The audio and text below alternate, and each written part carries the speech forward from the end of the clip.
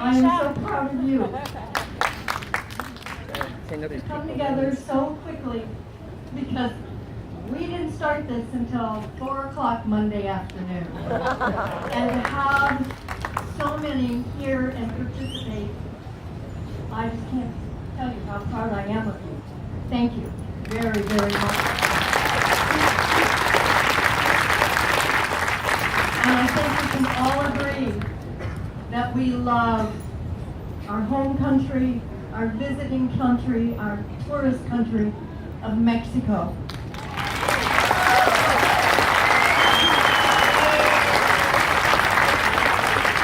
The people are why we're here. Besides the beauty, it all boils down to the people.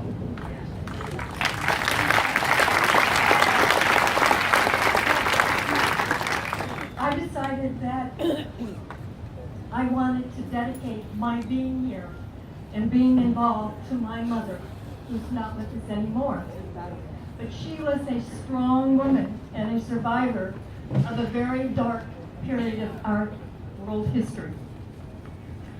And I'm honored to say that we have one who has also survived that time in our world history here today with us. Renata Oliver, thank you for being here.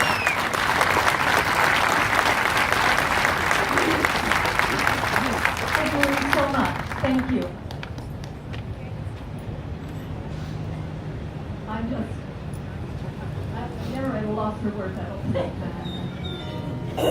Again, we want to have more of you come up and talk and relay from your point of view, your perspective of what this means to you.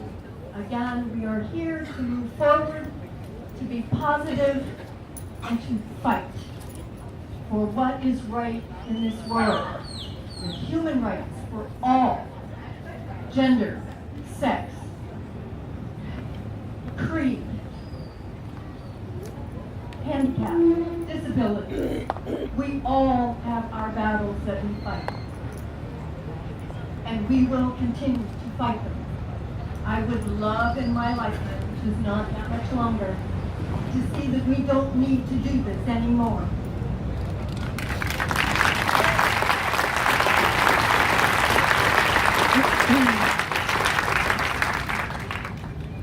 Anyone want to come forward, Carol? You.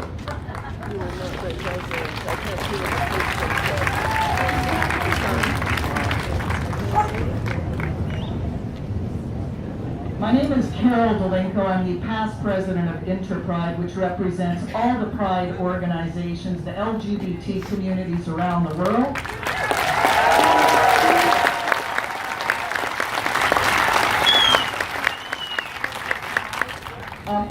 Thank you for all coming out today, because a tweet does not create change. Getting off of your couch does.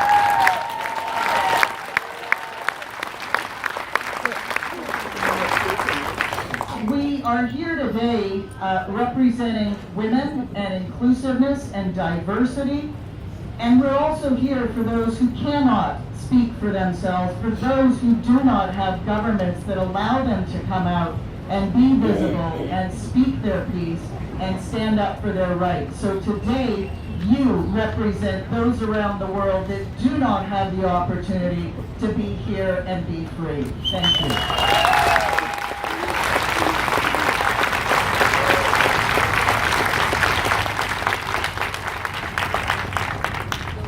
I'm going to ask you all to post and to take photos and to show that Puerto Vallarta is standing in solidarity with the rest of the world today.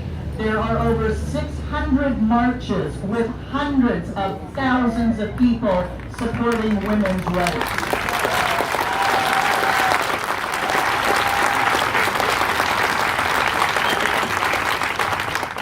And the fact that you're here says that your voice matters. Thank you so much for showing up, and remember, women's rights are human rights, and human rights are women's rights.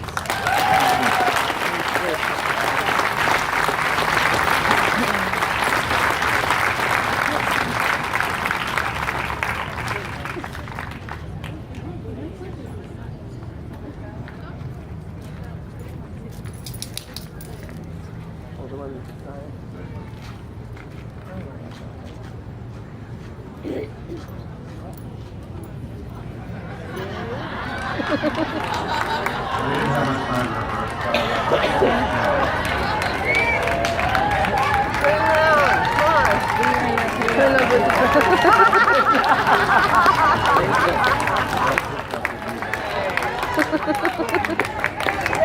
Oh, Putin up with your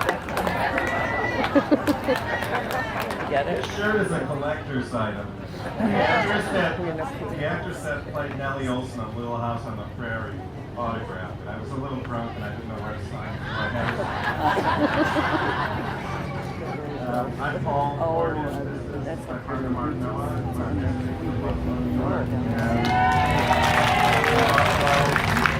Nice big hands. We try and do our fair share back at home. Mark has been on the board of ACE Community Services for over 10 years. I work with a new group called Queers for Racial Justice that a transgender friend of mine started. And we're just so happy to see this crowd and so happy to be able to do this while we're visiting this beautiful country. I share with everybody else that I love our country. I love Mexico. I love the people of Mexico.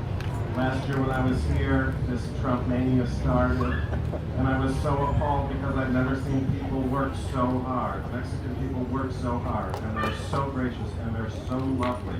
And the filth that's been said about them.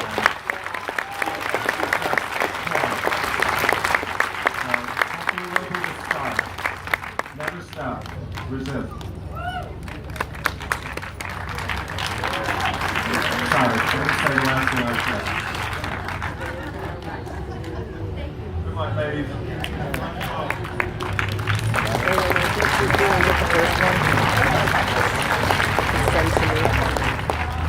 What's going on, Grace? Good morning, everybody. My name is Steve Martin, not the original Wild and Crazy one. Anyways, I'm just a little old Canadian boy who's been even though the election really should not affect me, believe me, this election has affected everybody around the world, including all minorities of every single kind. Women, gays, blacks, you name it, it affects everybody. And it has, Linda is my neighbor at Molino, and we've become very great friends, and she asked me to speak this morning. I think partly because over the past year, posting so much on Facebook about being all inclusive. We are truly one world, and divisiveness will never conquer. Love will conquer all. I do wear this shirt proudly still, even though unfortunately it didn't win. But please keep protesting. Don't let this be the status quo as it stands as of yesterday. Keep protesting. That's it.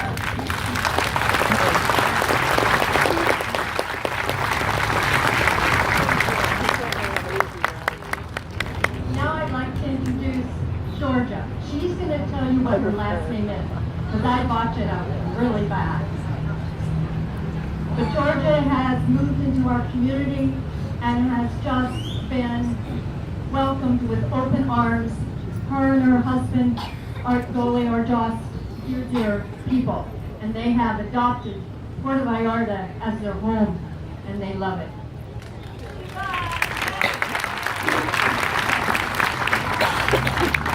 Really, really bizarre. I am so out of my comfort zone. I'm a person who always speaks. I'm a behind the scenes kind of person. Oh, sorry.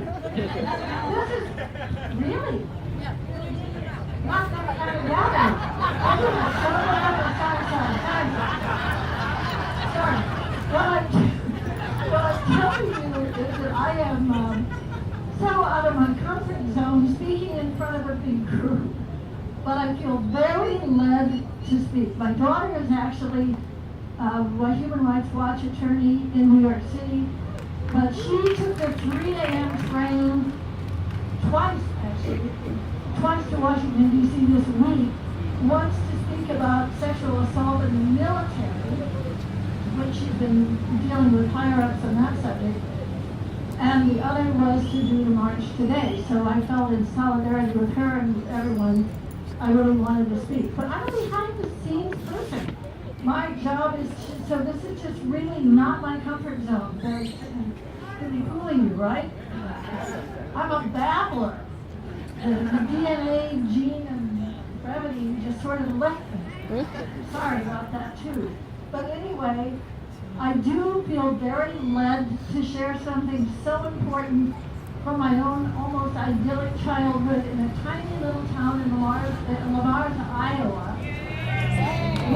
When an Atticus-like father who was an attorney in the town, very tall, very stately, his message was this. First of all, he had been a Republican, and then he changed very openly when Kennedy came in, and he just changed everything openly. His attitude always was, don't be a passive consenter. And that means don't be in a group that is saying something that you don't approve of or agree with, and then not say anything. It's assumed that you agree.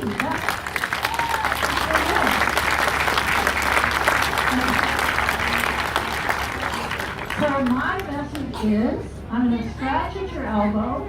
I've got a lot of elbows to scratch here. I'm going to ask you to please don't be a passive consenter. We're all one energy, we're all one beautiful energy, and we all want good for the world. So please just share it, and if you hear something you don't like, say it as kindly as you can, but just say, I'm sorry, I don't agree. Just one quick thing is, well, maybe. Can't guarantee. But anyway, I was a 10-year-old person going at with. No sé, pero porque no he tenido la idea para hablar aquí, pero es que porque hablo muy mal español, pero bueno, si hay algunas personas aquí que no entienden el inglés, por favor de tener mucha paciencia conmigo. Es que mi marido y yo estamos aquí en Vallarta hace casi 13 años, somos inmigrantes, no somos expatriados. Y vivimos todo el año aquí y tenemos mucho orgullo de estar vallartenses, de vivir en México, y todavía no estamos ciudadanos mexicanos, pero tenemos la posibilidad. Y pues es que tenemos algunos amigos mexicanos que también tienen mucho miedo, están muy nerviosos de lo que puede pasar en el mundo ahora. Y bueno, es que creo todos estamos aquí para hablar de la igualdad, de la posibilidad de ser seres humanos, y para incluir a todos de todos, los fuertes y los débiles, de los que tienen poder y los que piensan que no tienen poder, pero es que todos nosotros tenemos poder y hay que saberlo, hay que practicarlo, y los años que vienen van a estar muy importantes para que el mundo sabe que los Estados Unidos no estamos como algunos, que estamos buenas personas, que estamos fuertes y que queremos un mundo de igualdad, de economía y de posibilidades, de educación, de todo lo necesario para ser humanos. Gracias. understanding in Mexico. You feel part of Mexico and you feel love of Mexico. So on behalf of Mexico and me as a Mexican, and I want to thank you for being here, for expressing your love for this country and your love for justice and equal rights. And so thank you very much. And I'm going to introduce my friend Marcela, who is Mexican American, so she knows everything about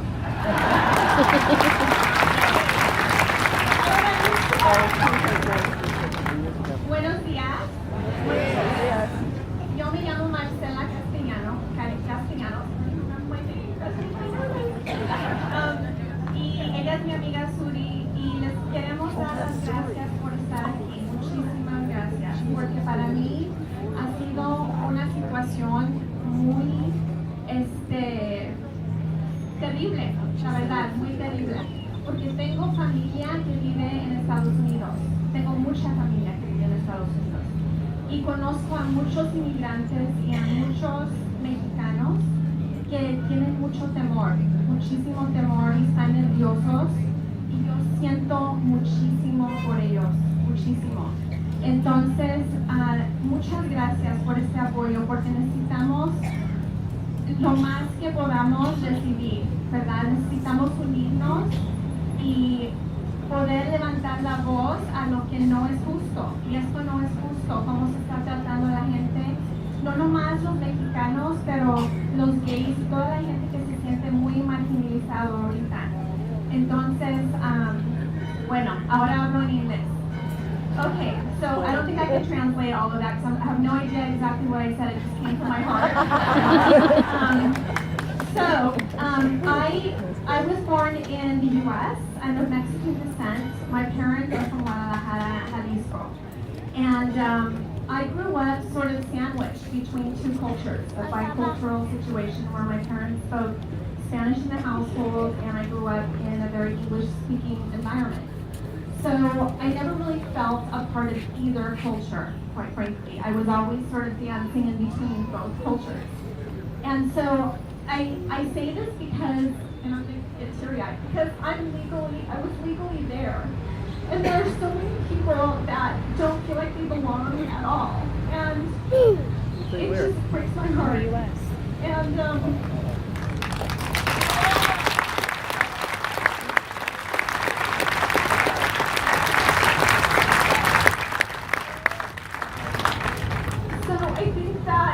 we really need to stand up. It's really our time to stand in our own power and say what we do not believe is okay, because it's not okay. It's not okay what's going on. We can't normalize this kind of disrespect towards so many types of people.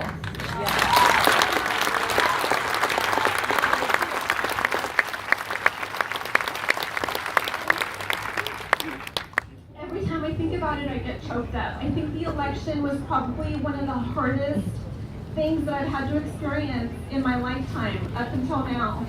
And again, let's just please unite, and with kindness, love, and power, let's stand up for what we believe in.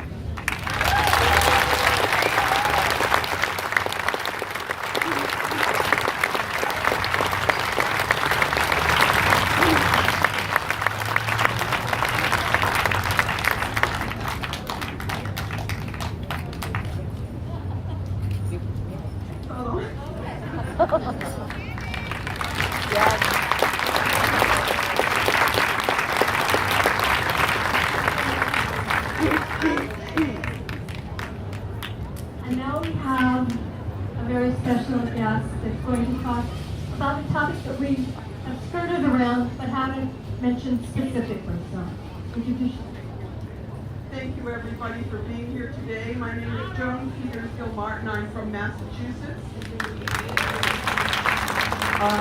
And I think it's so important that all over the world this is happening today. And I'm hoping that there's more people in Washington today than there was for the inauguration yesterday.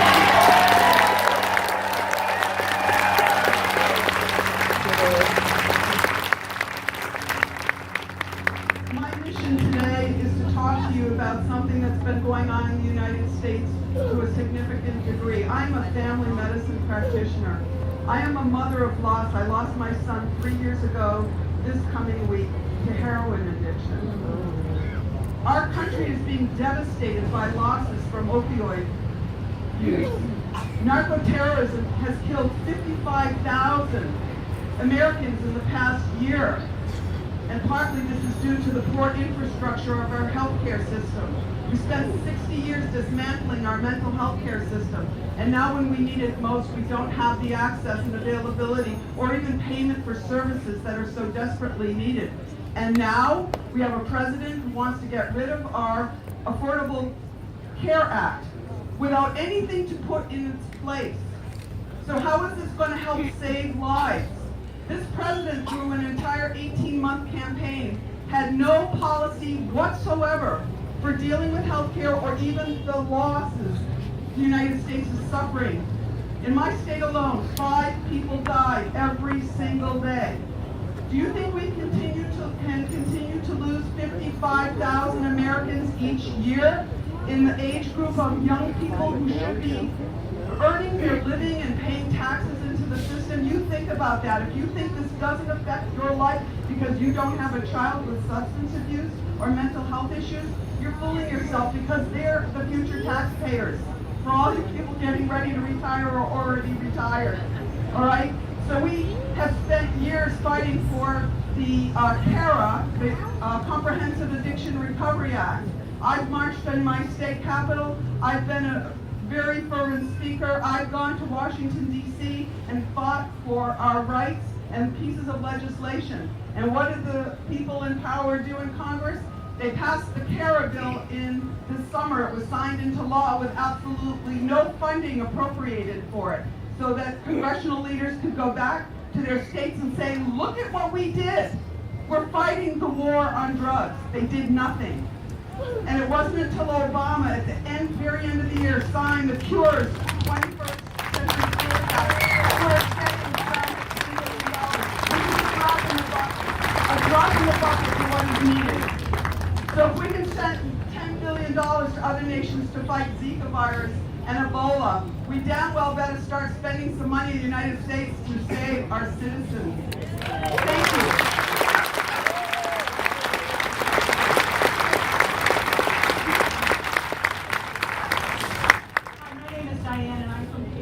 Cape Cod, Massachusetts. It's a very short story, but it's about my daughters who are multiracial, who have been stopped in the street by them. Go back to your own country. No. Well, the one daughter, it's like mama, run on her heels and said, I am an American. And I am proud to be an American, but I'm not proud to be an American. And it's time, and I'm a medical person, and clearly a woman of color, and we have no idea what's going to happen, but it's not good. What's going to happen to the medical system in America? Young, poor, minority, gay, lesbian, straight, queer. It's not good.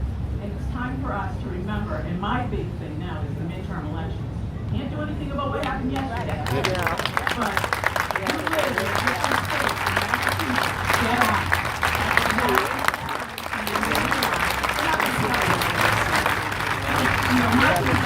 I'm just as much complacent as anybody else during this thing, is what God says. And I will not be complacent anymore.